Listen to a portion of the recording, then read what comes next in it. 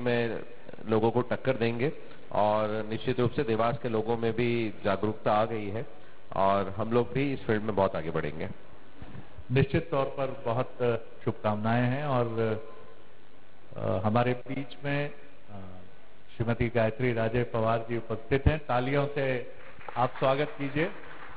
आपके अपने देवास के जन प्रतिनिधि होने के साथ विकास की एक बड़ी मजबूत आवाज भी है और उन जनप्रतिनिधियों में से भी हैं जिनकी सौम्यता हमें यह आश्वस्त करती है कि एक जनप्रतिनिधि और एक बिजनेस वुमन भी हैं। जब मैंने इनसे बात की वो इनका पक्ष शायद कम सामने आता है, लेकिन मैंने देखा कि बहुत स्ट्रांगली ये बहुत सारी भूमिकाओं को, और मैं बेहिचक आपको भी आश्वस्त कर सकता हूं और आपके साथ मध्य प्रदेश और देश की आधी आबादी को कि आने वाला वक्त आप लोगों का, हम लोग लाल कालीन बिछाकर बिल्कुल इंतजार करेंगे, क्योंकि आप लोगों ने जिस तरह अगेंस्ट ऑल ओड्स जो हम कहते हैं तमाम चुनौतियों के बाद, मुझे लगता है एक बार फिर तालियों से जितनी भी हमारी आधी आबादी यहाँ है सबके लिए स्वागत करते हैं हम आपका।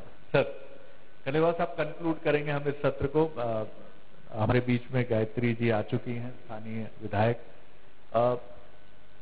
राजनीति का अपना स्वभाव है, वो रहेगा। चुनाव जीतना उसका एक बहुत अहम उद्देश्य है, वो भी रहेगा। लेकिन इसके बीच में कुछ चीजें ऐसी हैं जो जनता की आकांक्षाओं से जुड़ती हैं, नैतिकता से भी जुड़ती हैं, कमिटमेंट से भी जुड़ती हैं। इस द्वंद्व के बीच में आपको आगे बढ़ना होता है। कितना आश्वस्त आप करते हैं एक युवा लीडर के नाते कि आप इन तमाम चुनौतियों के बीच आगे बढ़ते चले चलेंगे? निश्चित रूप से मैं जिस संगठन से आता हूं वो भारतीय जनता पार्टी एक विचार को लेकर काम करने वाली पार्टी है और हम लक्ष्य और विचार को लेकर जब सामूहिक नेतृत्व की बात करते हैं और सामूहिक नेतृत्व में हम सब परिवार के सदस्यों से विचार विमर्श करके जब किसी दिशा को लेकर आगे बढ़ने का प्रयास करते हैं तो निश्चित रूप से उनमें हमको सफलता मिलती है। और भारतीय राजनीति में जिस प्रकार से हमारे यशस्वी प्रधानमंत्री नरेंद्र भाई मोदी जी ने वर्तमान देश में राजनीति का जो स्वरूप बदल दिया है, उससे मुझे लगता है कि दिशा तो वो तय करके भेजते हैं, हमको तो सिर्फ उस दिशा को पालन करते हुए समाज के अंतिम व्यक्ति के तक हमारे विचारों को पहुंचाकर उनको हमारे बीच में हम कैसे समाहित कर सकें, इसको लेकर हम भारतीय जनता पार्टी और राजनीतिक क्षेत्र में काम करने वाले कार्यकर्ता हैं। निश्चित रूप से विचार कहीं भी बहुत महत्वपूर्ण है। वो विचार एक घर को एकजुट रखने का विचार हो, दीपावली बहुत नजदीक है, उसको अपनी परंपरा और जड़ों से जुड़कर मनाने का विचार हो, या राजनीति में जिसका खंडेलवाल साहब जिक्र कर रहे हैं।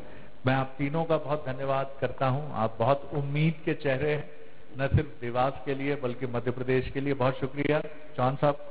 चंद्रमौली जी, चौहान साहब बहुत शुक्रिया सर। प्लीज मैं आपकी तरफ फिर आता हूं जी। बिल्कुल, तो बहुत शुक्रिया आप सभी का। देवास के विकास को लेकर जिस तरह से चर्चा हुई है कि कैसे देवास प्रगति के पथ पर अग्रसर है, लेकिन और क्या कुछ अपार संभावनाएं इस शहर में हमें नजर आ रही हैं जिस पर काम होना बाकी है। और एक बार फिर से मैं स्वागत करूंगी हमारी विधायक श्रीमती गायत्री राजे पवार जी का, जो हमारे बीच में मौजूद हैं, आ गई हैं। और एक बार फिर से जोरदार तालियों के साथ आप सभी हमारे खास मेहमानों का स्वागत करिए। तालियों की आवाज यहाँ तक नहीं पहुँच रही है, तालियों के साथ हमारे मेहमानों का आप स्वागत करिए। और चलिए कार्यक्रम की इस बेला को आगे बढ़ाते हैं।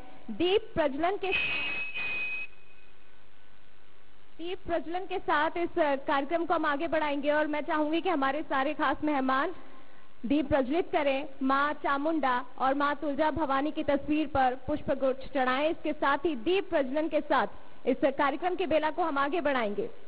जोरदार तालियां एक बार फिर से हमारे सभी खास मेहमानों के लिए जो आज इस कार्यक्रम में मौजूद है, लेकिन तालियां आप सभी के लिए भी जो आज पहुंचे हैं, क्योंकि आपके बिना शहर का विकास संभव नहीं है।